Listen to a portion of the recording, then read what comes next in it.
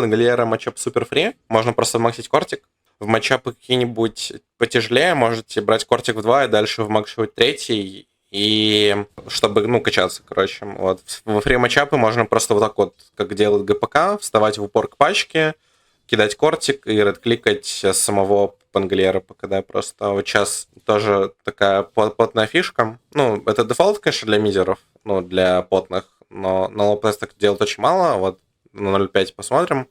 Остается там чуть, ну, на 2 тычки, он переагривает резко в моменте. Пангер не хватает урона, чтобы задонать, и в итоге Копа добивает. Вот тоже там берите на заметку себе. Дальше просто будет мид строиться на том, что он ПКД кидает кортик, максит кортик, и просто ну, пробивает этого Пангальера.